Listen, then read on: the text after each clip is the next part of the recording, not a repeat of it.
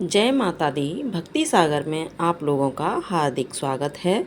आप लोग कैसे हैं यह बताने के लिए कमेंट बॉक्स में जय माता दी अवश्य लिखें। दोस्तों, आज हम बात करेंगे जीवित पुत्रिका व्रत के बारे में। तो सबसे पहले सभी माताओं बहनों को जीवित पुत्रिका व्रत की हार्दिक शुभकामनाएं। आज की वीडियो में हम जीवित पुत्रिका व्रत की कथा की शुरुआत करने जा रहे हैं, जो माताओं के लिए अपने बच्चों की सेहत और सुख समृद्धि के लिए बहुत ही महत्वपूर्ण माना जाता है।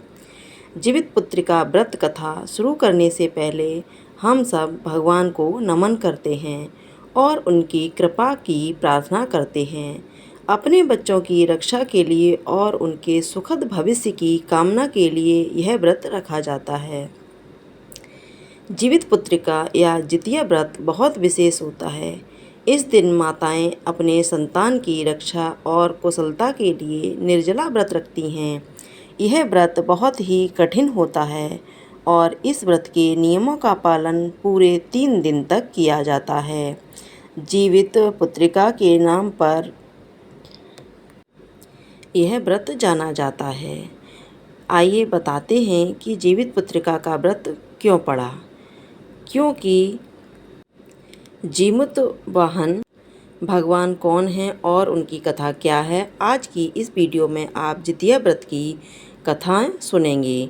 इसलिए अगर यह कथा आपको अच्छी लगे तो प्लीज़ वीडियो को लाइक ज़रूर कीजिएगा। जीवित पुत्रिका व्रत में चील्हो स्यारों की एक कथा भी सुनी जाती है। एक वन में सेमर के पेड़ पर एक चील रहती थी। पास की झाड़ी में एक सियारिन भी रहती थी। दोनों में खूब पटती थी।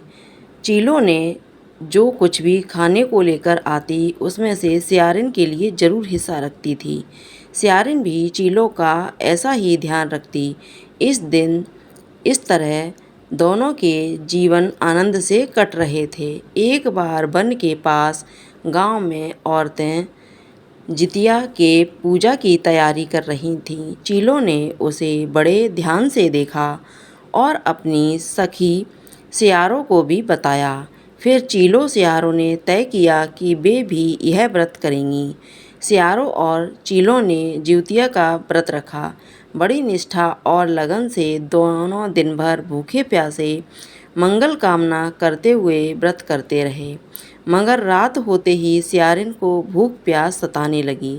जब बर्दाश्त न हुआ तो जंगल में जाके उसने मांस और हड्डी पेट भर कर खाया।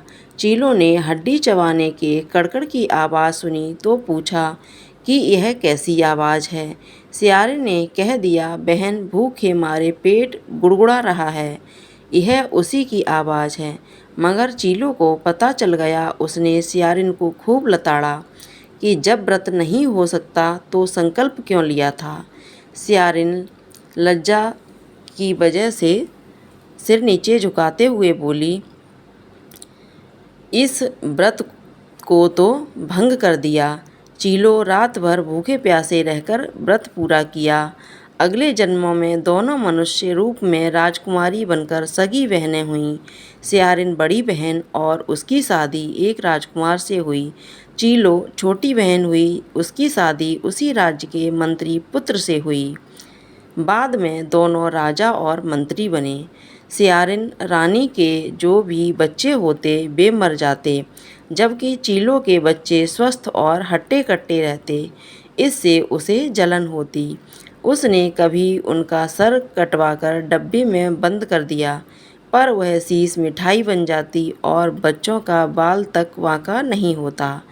बार बार उसने अपनी बहन के बच्चों और उसके पति को मारने का भी प्रयास किया, पर सफल न हुई। आखिरकार दैव योग से उसे भूल का आभास हुआ। उसने क्षमा मांगी और बहन के बताने पर जीवित पुत्रिका व्रत विधि विधान से किया, तो उसके पुत्र भी जीवित रहे। अब सुनते हैं जीवित पुत्रिका व्रत की दूसरी कथा। गंधर्वों के राजकुमार का नाम जीमूत वाहन था। वे बड़े उदार और परोपकारी थे। जीमूत वाहन के पिता ने वृद्धावस्था में वानप्रस्थ आश्रम में जाते समय इनको राज सिंहासन पर बिठाया, किंतु इनका मन राजपाट में नहीं लगता था। वह राज्य का भार अपने भाइयों पर छोड़कर स्वयं वन में पिता की सेवा करने चले गए। वन में ही जीमूतवाहन को मलयवती नामक राजकन्या से भेंट हुई और दोनों में प्रेम हो गया। एक दिन जब वन में भ्रमण करते हुए जीमूतवाहन काफ़ी आगे चले गए, तब उन्हें एक वृद्धा विलाप करते हुए दिखी। पूछने पर वृद्धा ने रोते हुए बताया, मैं नागवंश की स्त्री हूँ, मुझे एक ही पुत्र है। पक्षीराज गरुड़ के कोप से मुक्ति दिलाने के लिए नागों ने यह व्यवस्था की है। वे गरुड़ को प्रतिदिन भक्षण हेतु एक युवा नाग सौंपते हैं। आज मेरे पुत्र शंखचूड़ की बलि का दिन है। आज मेरे पुत्र के जीवन पर संकट है और थोड़ी देर बाद ही मैं पुत्र विहीन हो जाऊंगी। एक स्त्री के लिए सबसे बड़ा दुख क्या होगा कि उसके जीते जी उसका पुत्र ना रहे। जीमूतवाहन को यह सुनकर बड़ा दुख हुआ। उन्होंने उस वृद्धा को आश्वासित करते हुए कहा, डरो मत, मैं तुम्हारे पुत्रों के प्राणों की रक्षा करूंगा। आज उसके स्थान पर स्वयं मैं अपने आप को उसके लाल कपड़े में ढककर बंद शिला पर लेटूंगा ताकि गरुड़ मुझे खा जाए, पर तुम्हारा पुत्र बच जाएगा। इतना कहकर जीमूतवाहन ने शंखचूड़ के हाथ से लाल कपड़ा ले लिया और वे उसे लपेटकर गरुड़ को बलि देने के लिए चुनी गई बद्धशैया पर लेट गए। नियत समय पर गरुड़ बड़े वेग से आए और वे लाल कपड़े में ढके जीमूतवाहन को पंजे में दबोचकर पहाड़ के शिखर पर जाकर बैठ गए। गरुड़ ने अपनी कठोर चोंच का प्रहार किया और जीमूतवाहन के शरीर से मांस का बड़ा हिस्सा नोच लिया।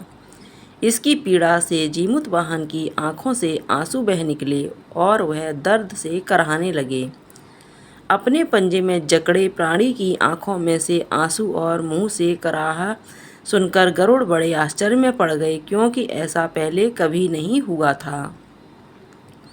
उन्होंने जीमूतवाहन से उनका परिचय पूछा। जीमूतवाहन ने सारा किस्सा कह सुनाया कि कैसे एक स्त्री के पुत्र की रक्षा के लिए वह अपने प्राण देने आए हैं। आप मुझे खाकर भूख शांत करें।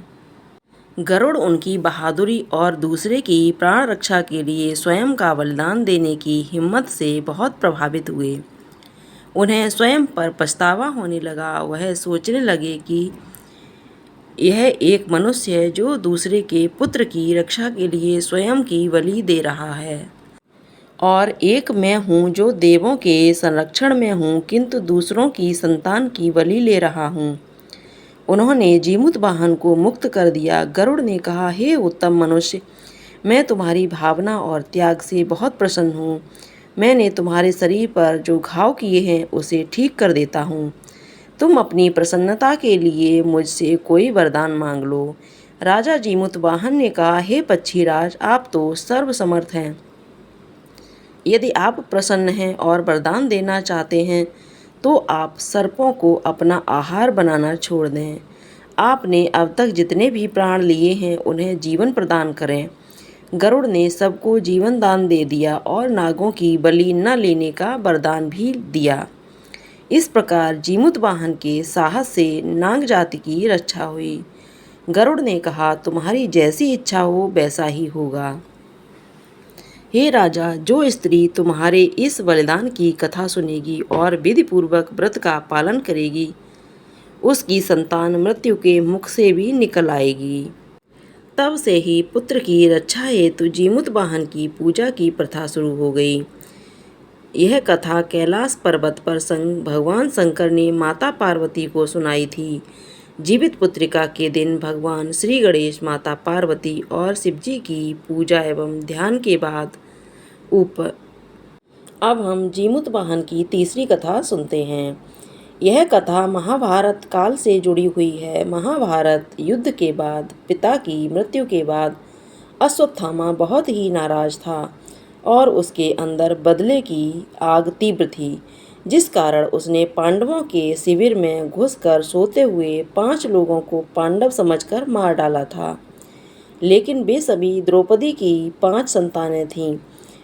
उसके इस अपराध के कारण उसे अर्जुन ने बंदी बना लिया और उसकी दिव्य मणि छीन ली, जिसके फलस्वरूप अश्वत्थामा ने उत्तरा की अजन्मी संतान को गर्भ में मारने के लिए ब्रह्मास्त्र का उपयोग किया, जिसे निष्फल करना नामुमकिन था। उत्तरा की संतान का जन्म लेना आवश्यक था, जिस कारण भगवान श्री कृष्ण ने अपने सभी पुण्यों का फल उत्तरा की अजन्मी संतान को देकर उसको गर्भ में ही पुनः जीवित किया। गर्भ में मरकर जीवित होने के कारण उसका नाम जीवित पुत्रिका पड़ा और आगे जाकर यही राजा परीक्षित बना। तब से ही इस व्रत को किया जाता है। दोस्तों, यह कथा आपको अच्छी लगी हो तो कमेंट में जय माता दी जरूर लिखें। अगर आपका कोई सवाल है तो उसे कमेंट बॉक्स में अवश्य पूछ लें और इस वीडियो को लाइक करें, शेयर करें, साथ ही साथ चैनल को सब्सक्राइब करें। धन्यवाद।